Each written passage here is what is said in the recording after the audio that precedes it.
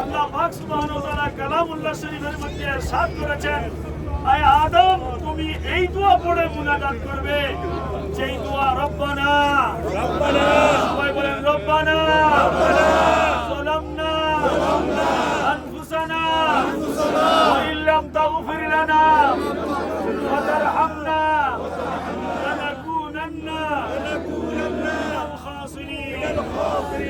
আল্লাহ পাক আমাদের জিন্দেগির গুনাহ ক্ষমা করে দাও, মেহরবান আম্মাজান আব্বাজানকে ক্ষমা করে দাও, আমাদের শ্বশুর শাশুড়িকে ক্ষমা করে দাও, আমাদের ভাই বোনকে ক্ষমা করে দাও, পরিবার পরিজনকে ক্ষমা করে দাও, বিশ্ববাসী মুসলমান নর নারীকে ক্ষমা করে দাও।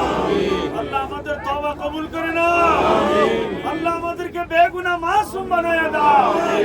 আল্লাহ আমরা গুনাহ করেছি বলে, অন্যায় অবিচার জুলুম অত্যাচার করেছি বলে, আল্লাহ তুমি মালিক যেখানে দোয়া কবুল করবে, আল্লাহ যেখানে তোমার বান্দাদেরকে তুমি মাফ করবে, সেই সমস্ত মুবারক স্থানের মধ্যে জবরে রহমতকে সামনে নিয়ে হাত করেছি, আমাদের হাতকে কবুল করে নাও। আল্লাহ আমাদের মাফ করে দাও, আমাদেরকে মাফ করে দাও।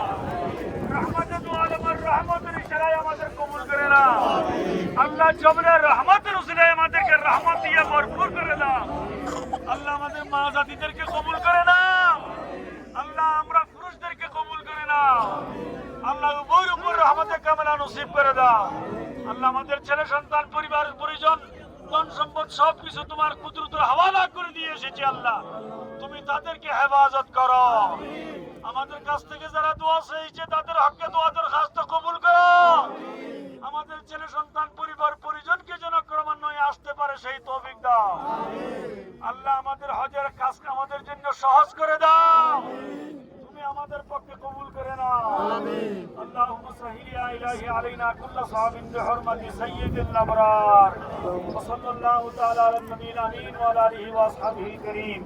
আল্লাহুম্মা আরযুকনা হজ্জাম মাবরুরা। আমিন। আল্লাহুম্মা